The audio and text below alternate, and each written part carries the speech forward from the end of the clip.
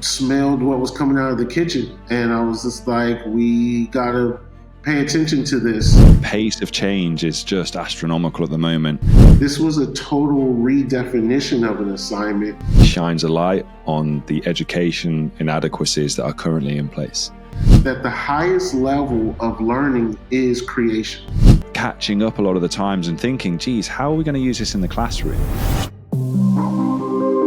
Imagine a classroom where each student's learning journey is tailored by artificial intelligence, enhancing engagement and preparing them for a tech-driven future. Now, this isn't a distant dream, but a burgeoning reality. A recent report by UNESCO highlights that AI has the potential to address educational challenges, improve learning outcomes, and accelerate the achievement of Sustainable Development Goal 4. However, it also emphasizes the need for careful implementation to avoid exasperating existing inequalities.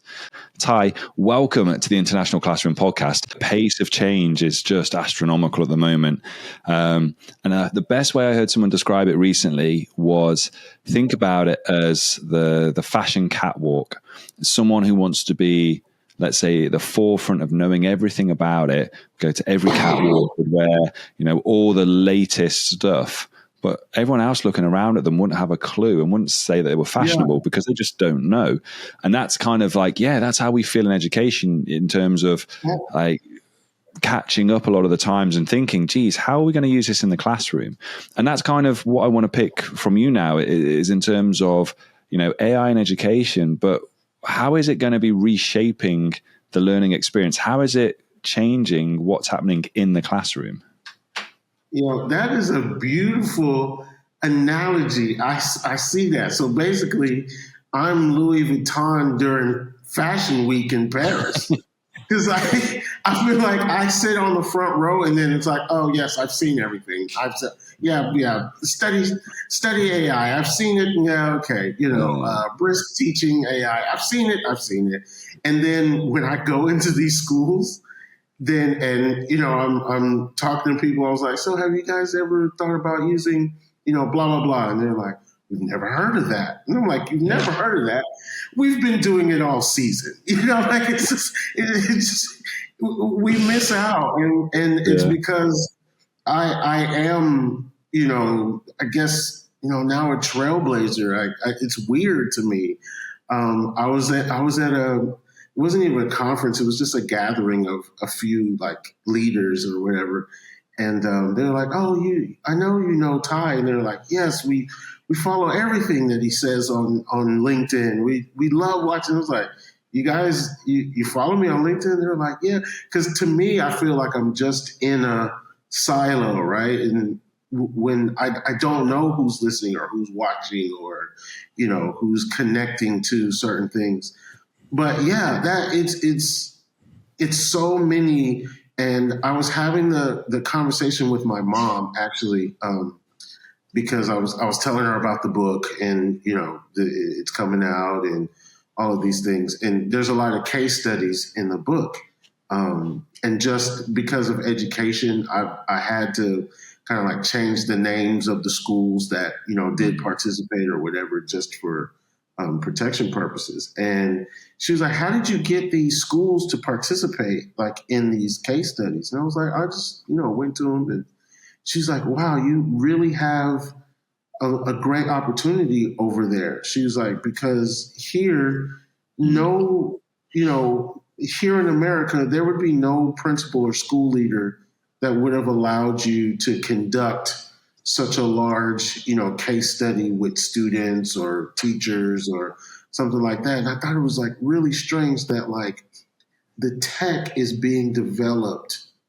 in my home country, but it like skips the whole pond, so to speak, and just, has a different life and breath, on this side of the world. And so it's very refreshing, for the Middle East and this region that we're in, that we actually do have a great set of leadership and governance that is like, let's figure it out and let's not run from it or let's not hide from it. So tell us a little bit about your vision then. What do you and how do you envisage AI being used within the classroom? So I always approach now, the three strands, right? So administration, the teacher level, and then of course the student level. So administrators need to be using artificial intelligence to identify trends and data, right? We should no longer just be using, Excel spreadsheets. We shouldn't just be, pulling these data reports from, these applications that we have to use and those kinds of things. We should all have access to data through a artificial intelligence system, and it coagulate and triangulate all of those things, right? So I should be creating efficiency when it comes to recognizing trends in my student data. But for a teacher, I see it way more hands-on. Teachers need to create learning environments with artificial intelligence on top of using some of that school data to, create personalized learning plans for students, and then differentiation.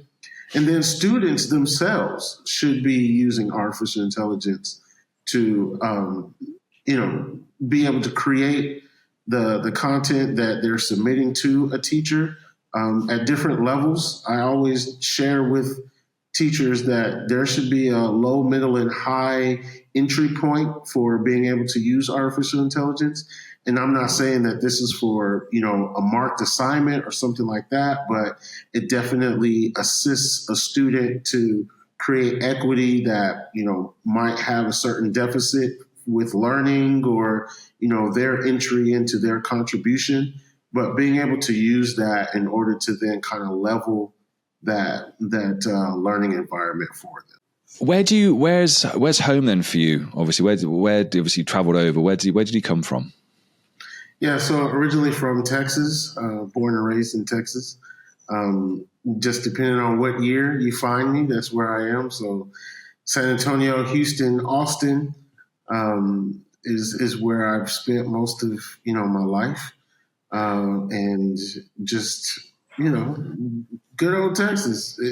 And it was no shift for me, kind of coming here. I tell people all the time, like, this is literally Texas. I feel like Dubai and Houston are kind of the same place, kind of. Yeah, I can see that. There's a bit of an America on speed at sometimes, people might say. It's like hyped up another level, isn't it? Yeah. It's massively. It's pretty adaptable, and you don't miss. You get people asking you questions all the time, like, "What do you miss most about America?" And I was like, "I don't know," because every time I feel like I miss something, it shows up, and especially at my doorstep, because Talbat just brings it to me. So I don't know. This is true. Deliveroos and all sorts here we have as well. Curious then, in terms of, you've been here a long time, but what originally brought you out to the Middle East? Yeah, so had an amazing opportunity, a contract with a school network. I was actually hired by Apple Education for a school network. To this day, actually, it's not widely publicized, and not many people know. But the UAE had the largest one-to-one ratio of Apple devices in a school network. About 10 or 12 years ago, the news was all around Los Angeles and their one-to-one, but we actually beat them out here in the UAE, and because of deployment as well. So they did buy all those devices in LA, they did, but they didn't have the deployment that we did. So the network that I was working for, they hired me because one thing that Apple likes is education, and they love when schools purchase their products, but they also interject people into these settings to make sure that teachers are trained properly, that students are don't use the devices as a toy, because of course then that helps the narrative of it being a learning tool. So I was hired to kind of be this this Apple trainer, but then, got into the school system and they were like, hey, we actually need some teachers. I was like, I could dig it. And the rest was history. So what did you end up teaching? Computer science. Computer science is my background. IT, ICT, computer science, design, technology is kind of all of my background. So all of those subjects I've taught since I've been here. And so obviously transition to where we are today, published author, got this book out. What is it that kind of inspired you then to start focusing and integrating AI into education? Well, I just didn't want to miss out, just to be honest with you. I had a little FOMO and I was just like, I saw where it was going to go. And I felt like, especially being a part of technology in the classroom, educational technology, and just kind of those origins, like I said, with Apple and Google and Microsoft, that's kind of my background.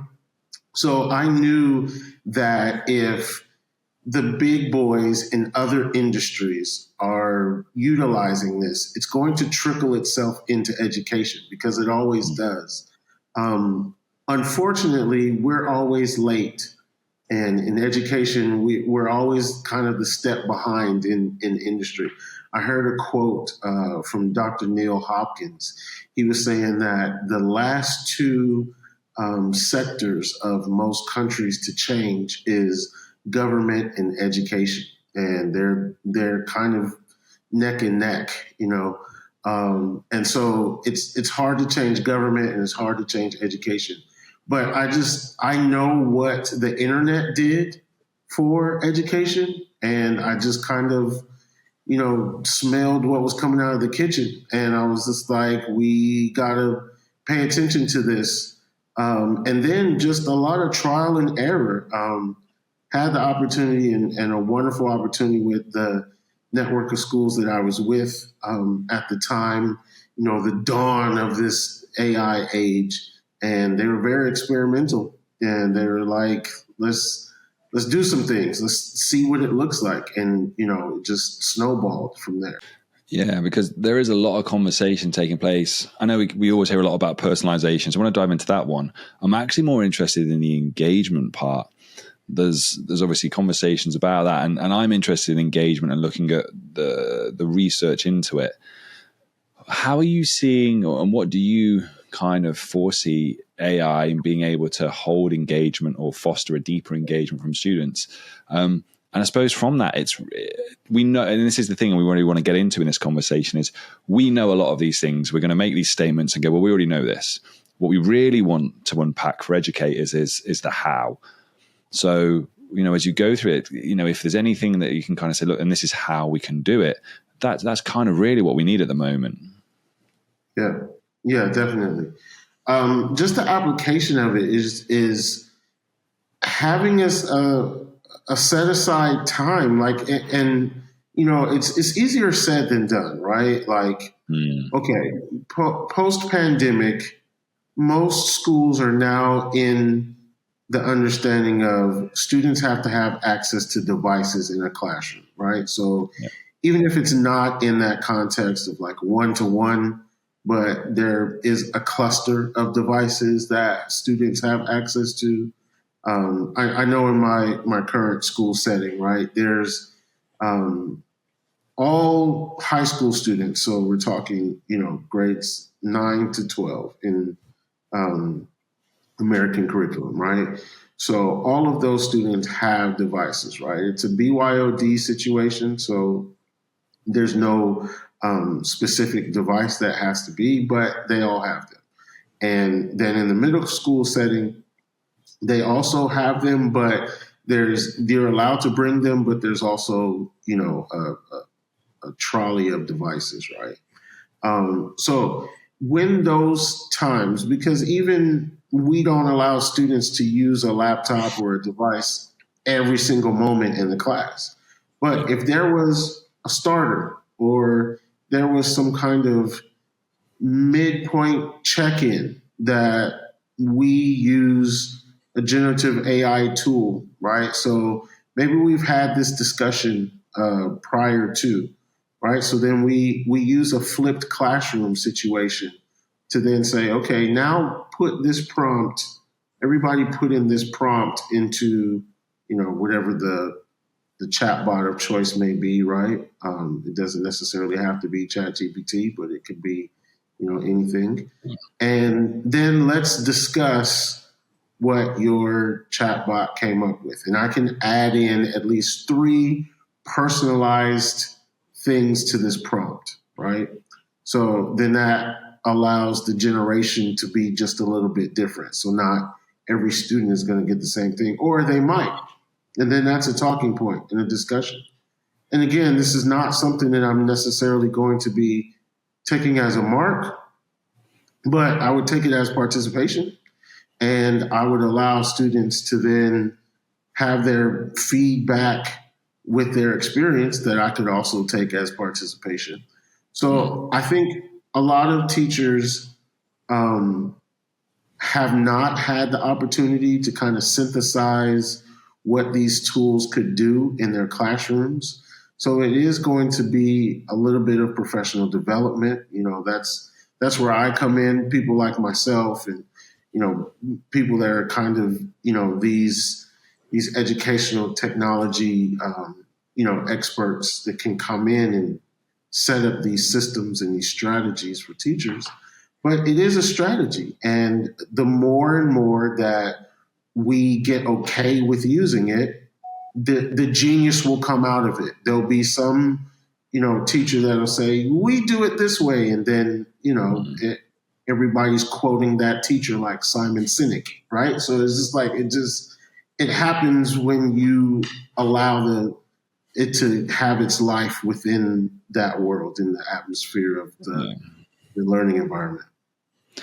So, and I can attest to that, because I think the best thing I heard from someone in that field was there's enough seats at the table for everyone.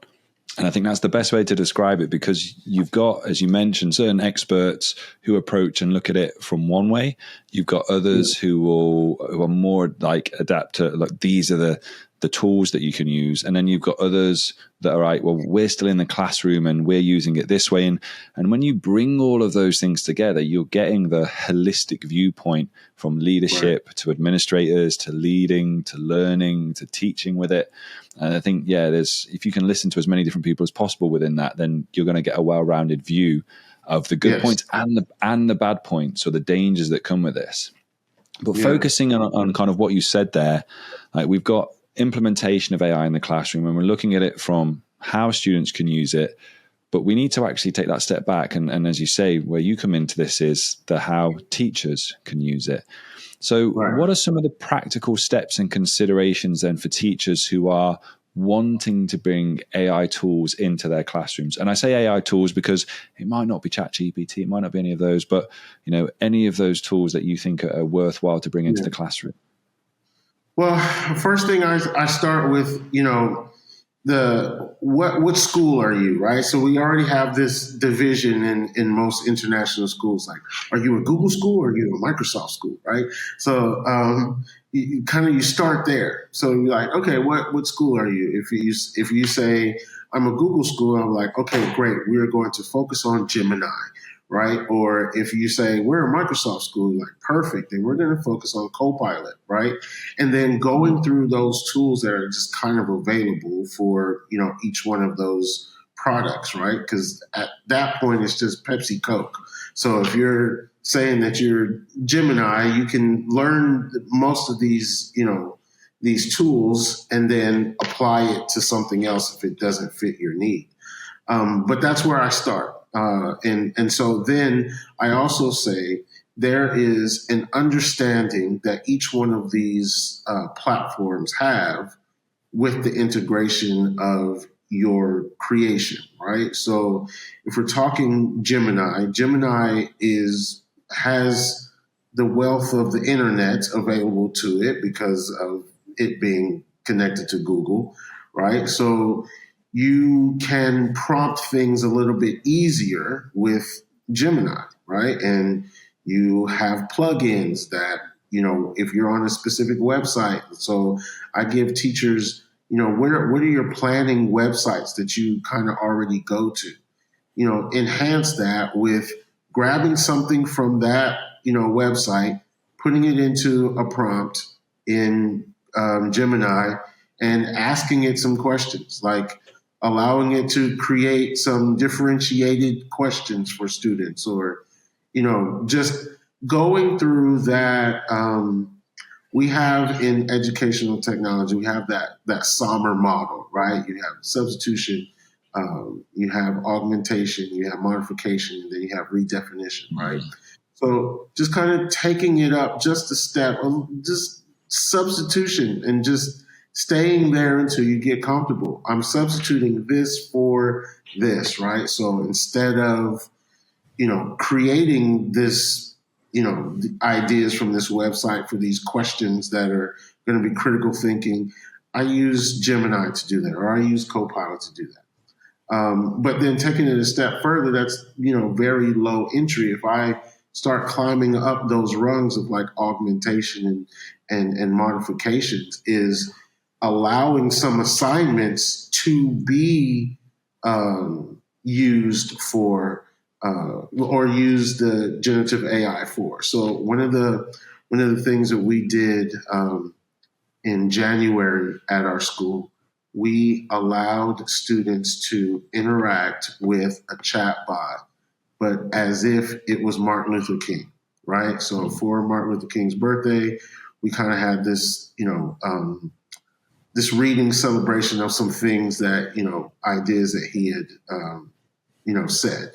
So we allowed students, of course, you need to do the research on Martin Luther King. What was his background, his political stance, and, how did he feel about certain things, right? But then after you prompt that, start asking him questions about modern things that are taking place that are kind of like geopolitical, or things that are happening currently in our lifetime that did not happen when he was alive, right? And so the questions that students were able to ask this chatbot after it was already, programmed to think like Martin Luther King was utterly amazing, right? And so it's like, oh, wow, this was a total redefinition of an assignment. Instead of you just writing a paper as if you were Martin Luther King, right? We actually gave some intelligence to this AI as if it was this historical figure, and let's have a conversation, right? And then that's what was documented. So that's that kind of out of the box thinking that only happened after we allowed these little entry points to then take place. And teachers, accelerated with that idea from just saying, okay, yeah, we use it to, check grammar or check sentence structure, or, remix something that's already been written. Yeah. And so let's approach the challenge that I think we've got here, because what you've described is, I think, when what I've seen is like the one-off use of it. And it's a good use of it still, don't get me wrong. But it's that let's interview, or we can utilize the image and then we'll get him talking and then we'll do the, and it's a great entry point. But the challenge we then face is, how do we take that one-off and actually integrate it into the curriculum, and integrate in a way that actually doesn't overwhelm the educators and overwhelm the students? What's your advice for educators and schools then to integrate AI into their curriculum? Yeah. So this is something that kind of is, it's still a sore point. So you're right, Alex, there is no right answer yet, because all of these things seem as one-offs, right? And that's how it ends up taking shape. This is where those individual one-offs, but certain things that I've now seen is that the burden does not always need to be on those individual teachers from those subject matters. We then need to talk about curriculum and then what is taught. So one initiative that we've started is we do have an AI initiative in our school, right? So we have a promise that all kids will learn how to code, right? So right now we're not just focusing on coding; we're focusing on prompting, right? And being able to be a good prompter, right? So then that kind of takes that pressure off of one teacher. It's not just the English teacher, it's not just the math teacher, but we have these discussions in homeroom, we have it, as assemblies, and then of course computer science or design tech that then has a little bit more breadth in those classes. But we take those moments and say, okay, now let's see how this works in this way, right? What are some different ways? And that becomes the AI literacy that then takes form. So just like, 15 years ago, it was, digital citizenship, computer literacy. Now it's AI literacy, right? And maybe this is a moral studies, segment, or this is, a segment that takes shape during, specials or electives. But there's got to, if we really want to develop something that's going to be, integrated and not just a one-off, it's got to find its places in, its life into other parts of the learning that takes place. Yeah, and from my side there, it's not for us to say how that fits into your curriculum. Because every school has its own unique culture and context to it. And I think it's important that for people who are at the forefront and trying to empower educators and schools and leaders and upskill, I think the key thing for teachers really to take away from it is, hey, you need to go and have a play. You need to have a go and see, like you said, see where it fits. I think the one thing the UAE needs is, think about how the EU Act has now come into place. And obviously we're seeing a lot of conversations, people like Darren and people like Matthew and others around this, by the way, about the governance and how we do it. And I think in the next year or two, you're going to see a lot more job adverts for AI governance leads and things like that. But what we need is a framework, is a clear AI literacy framework, because I've got my own interpretation of what AI literacy can be. And, I've started to design my own framework and bring these pillars together and stuff. You're going to have your own interpretation of what AI literacy also is. And I think the challenge for the UAE education system is for someone that's so far at the forefront and wants to use AI for all sorts of different things in the world of work, then we need to also then be getting people together to go, look, we're designing a UAE AI literacy framework. We're creating a framework and a draft that schools and educators can follow so they know where and how and what.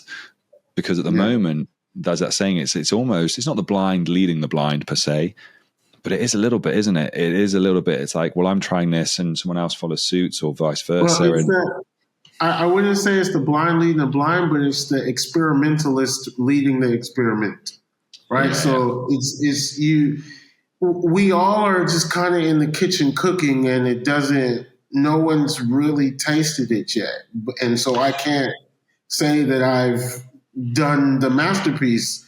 I'm not a master chef yet. I like to step out there and, I think you and I were even in the same room at one point in time when that conversation came up, to have an AI framework for this region. It wasn't just for the UAE. It was kind of Oman was there, and there was a few people from Saudi and Qatar that were also, educational leaders that were there. So that felt good to, be in that room and kind of be a part of that conversation. But our responsibility is to complete that. We have to make sure that we actually create a framework, and you and I have to compare notes, and we have to say, this is what I came up with. I see what you got. Let's, add this together. And I think the reason why it hasn't happened yet is because that, implementation bell curve is still, we're still on the up climb, right? And there's other, regulations for, technology in the classroom that are just now happening, right? So like, the governance of, digital strategy, like it doesn't take shape until next year that like every school must have a digital strategy that is on paper and is implemented. That is taking shape in next academic year, right? And so, safeguarding online and those kinds of things, like those things are just becoming to be, kind of put in the atmosphere now. So I think that's the first level. Then now after we start having those digital strategies and those talks, then we can say, all right, this is what it looks like for AI. And I think we're still at the beginning stages of that. That's why it doesn't have its resting place at home in education yet. Yeah, because I think within that as well, the whole picture, there are hurdles that we need to overcome first and foremost. You mentioned obviously the digital strategy and very clearly put down. But within that, there's then also now going to be, data protection and ethics. Like when we talk about AI literacy as a whole, we bring that in. What do you think, let's say now we're having this open conversation and dialect about it, what are some of the key ethical considerations that schools and educators should be aware of them when they're thinking about integrating AI into education? Yeah. Well, you know what I'm going to say, the first answer, and that's with anything, and especially, being a safeguarding, leader at my school, right? It's always going to be digital safeguarding, but specifically, where is this data going, right? Because now there's no hiding the fact that every time, you put your fingers on the keyboard, those keystrokes are being recorded, right? Of, where you're clicking. I say something too loud sometimes, and then that ad pops up on my Instagram scroll, and I'm like, what? I just said that 2 seconds ago, and it's already here, right? So we know that that's what's happening. It's no secret that big data is collecting everything and watching everything, and using that to commercialize or whatever it may be. But we have to be careful of student information, right? So this is one of the reasons why my first go to when I'm stepping foot on a campus and they're like, you want to look at some AI tools? Okay, what kind of school are you, right? Because the first thing is going to be managed through whatever that current system is that you have. So if you are a Google school, you need to be using Gemini, because your Google admin can go back in there and then see what was used and what was created using, Gemini, and you don't want it someplace else, right? We don't want to be on ChatGPT if we are a, Google school. Same difference for Microsoft. If I'm a Microsoft school, I want to use Copilot because that's going to keep me kind of self-contained, and then my admin and my managers that are behind the scenes of my IT, they can then kind of be the watchdog of those things. So safeguarding student information, student data, and then where that then funnels to, right? We don't know what OpenAI does with any of our information, right? We're just assuming that, it's in a safe place, but we all know that it's not. So student data has got to be protected. And then what then are students doing with their choices online? So again, ethical choices.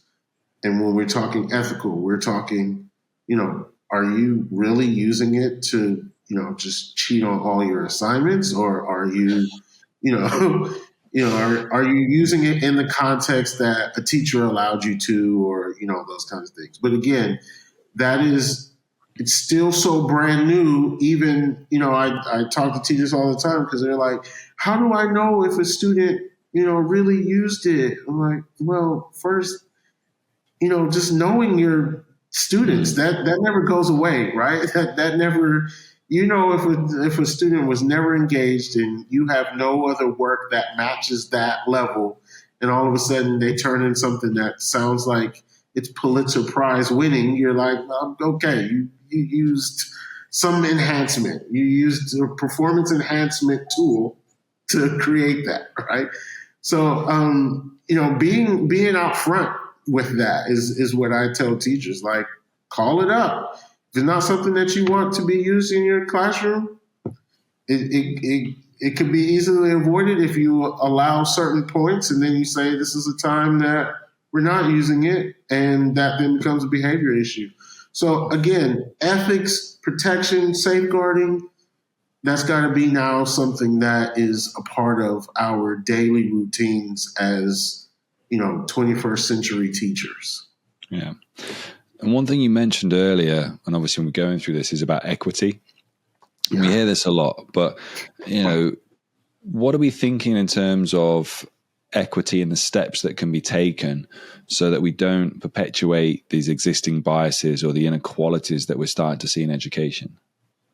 Yeah, definitely. I find that is the actual reason. I perpetuate the usage or evangelize the usage of AI in the classroom for that specific reason, is for equity. And just kind of the defender of that, whereas in, there's modifications that we give students on testing, that some exams you allow a verbal reading of a question, right?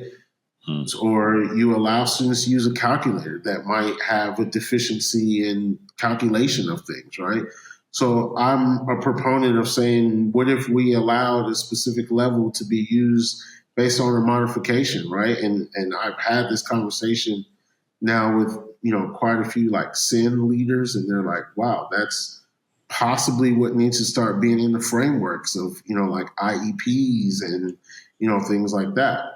But it just falls under the guidelines of technology. But I think that being able to allow students to have the opportunity to contribute, if we just focus on that, the contribution that they're now allowed to give with using certain generative AI tools, right? Or modifying that. Maybe I don't write an essay, but I create an image in Midjourney that is,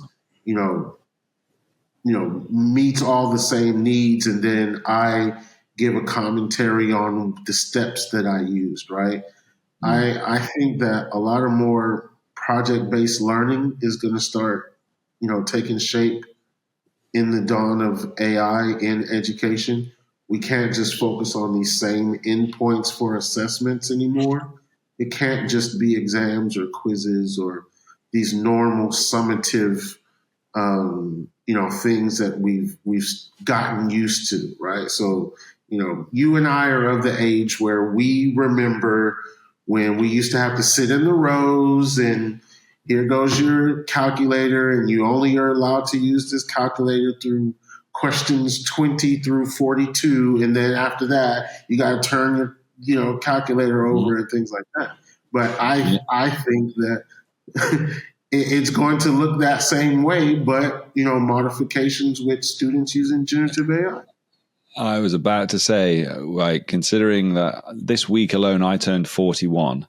And you saying that, I'm like, yep. So when I was in school and when I was 16, and you can all do the math there 25 years ago, nothing's changed. Nothing's changed about it. And again, this is echoing a lot of the sentiment from established school leaders that saying, when I sat my O levels at that time, A levels, GCSEs, and we're still getting students to do the same thing, the same content. And it's the UK system. It is this UK system that was once heralded as a flagship and heralded as the pinnacle of education, which, to some extent maybe, but it's the last to change. It's, we're seeing places like Mexico that are all project-based learning. The work being done with, these amazing educators come out of Australia and their system. We're starting to see, GPA systems, portfolio-based systems, all these different things. And, I fear for the UK education and these, even IGCSEs and IA levels that are not fast enough to the reform that's required and needed. And we'll get... Well, us, your cousins from across the pond, we're not that far off, man. We also are, in a sinking ship that, if we don't make certain decisions, right, it will prove that, and this is what I tried to avoid. And I know, because I do come from an educational background. Everyone in my family is an educator, even though originally that's not where I went. But I knew that at some point in time that it is going to have to change, because if not, then there will be a narrative that will be developed, and it kind of already exists, that students are like, we don't need school and I don't need to do this. And then it turns off engagement at an all-time high. We're not even talking about engagement in the classroom. We're talking about, not even engaging in education, right? Because we all know YouTube University exists, right? You can literally type in whatever you want to and you can get that information, right? But just the facilitation of that information, and then the synthesizing of that information, the evaluation of that information, we know that that's what our job as educators are, right? So then we have to convince. I literally had a conversation with, I think it was like some grade 10 or 11 girls. And this was Science and Innovation Week for us, right? So this was my time to shine. So I was like, let's, do some things. And there were some girls sitting in the back of an auditorium during the presentation. They're like, I really hate coming to school. And I was just like, why would you say that? Like, these teachers worked extremely hard to create these interactive and innovative lessons for you guys this week. And they were just like, we could care less. And so from that conversation, one of the girls said something, and she had on some pretty interesting Crocs and some socks. And I said, Crocs and socks. I was like, that is amazing.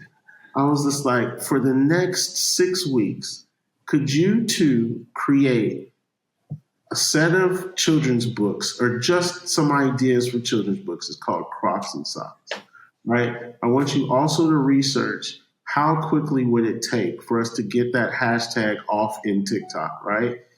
Maybe just record your feet and some socks and just do Crocs and socks for like the next 3 posts. Snapchat, TikTok, maybe Instagram. If you're not on it, it's fine. Let's just try some things out, right?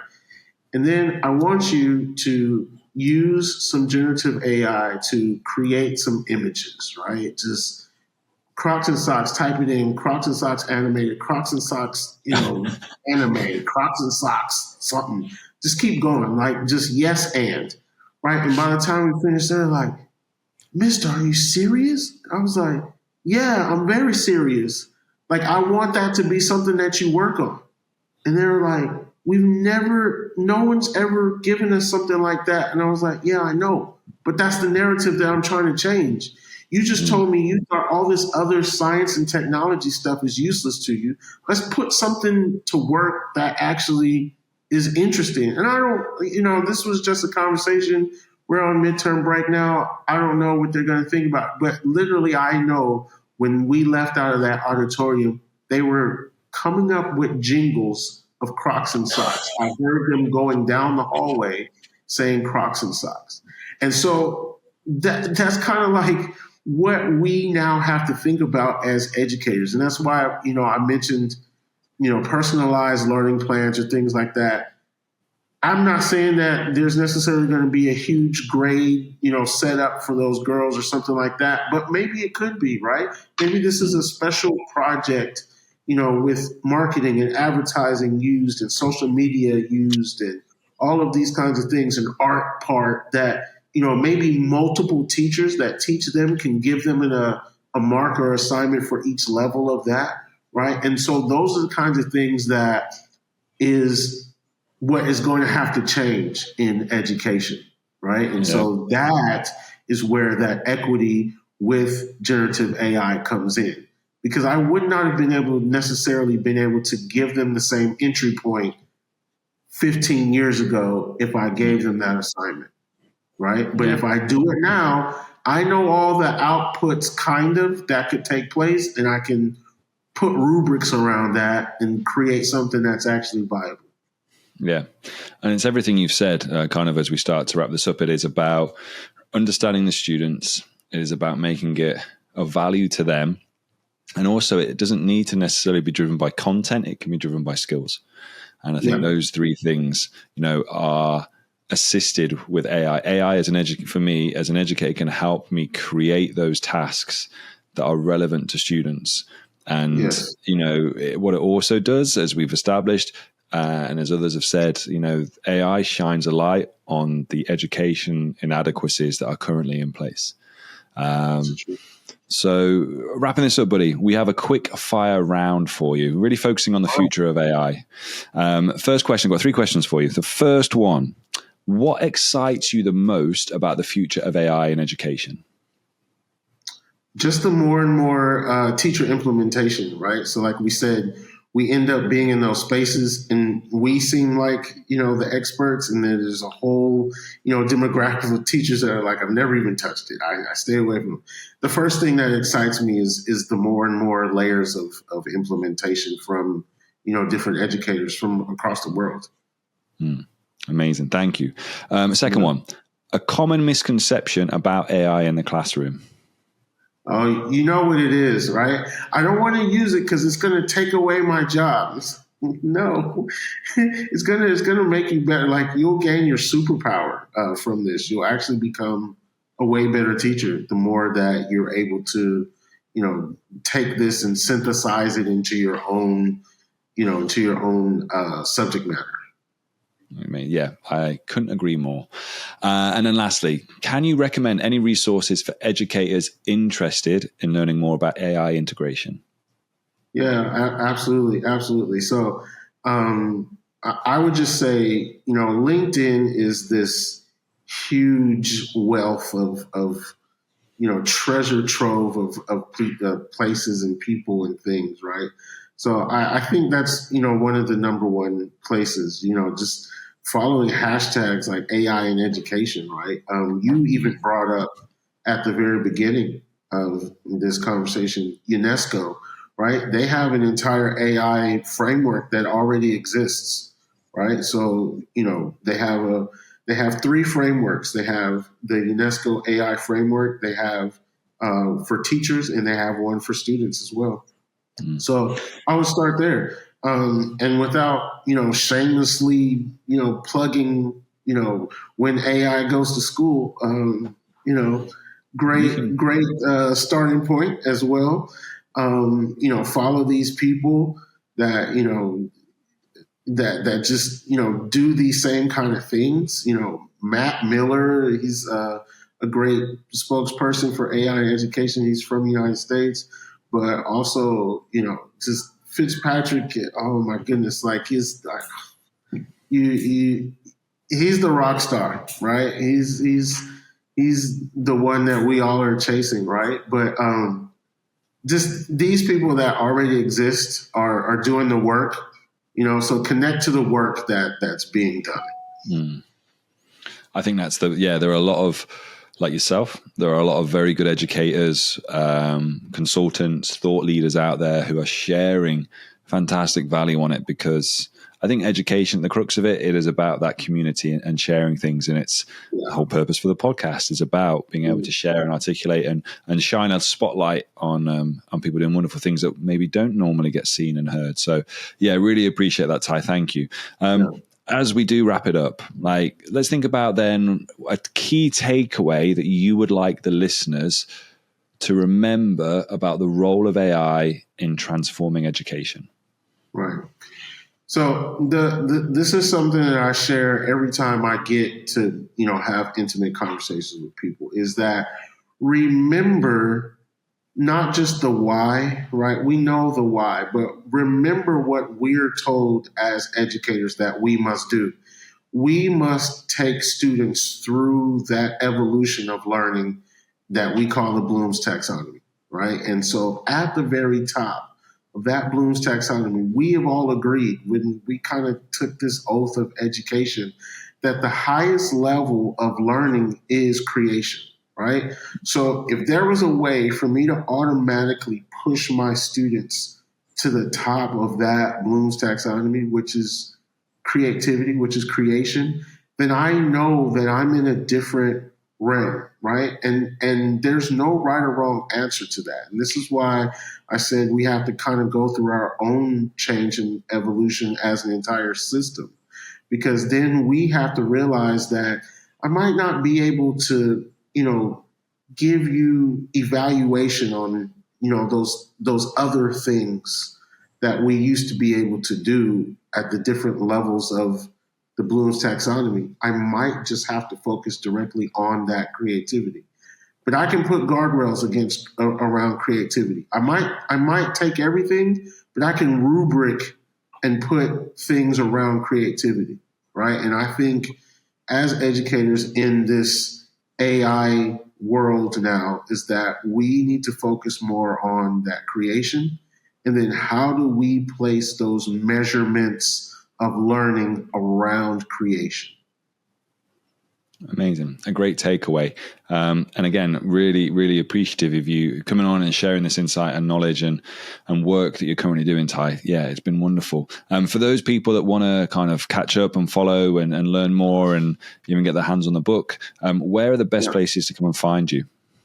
So LinkedIn, again, LinkedIn, Tai Paschall. I'm there. It's spelled right there. I'm sure he'll put it in the placard of this podcast. Yep. When AI goes to school.com, that is the actual website.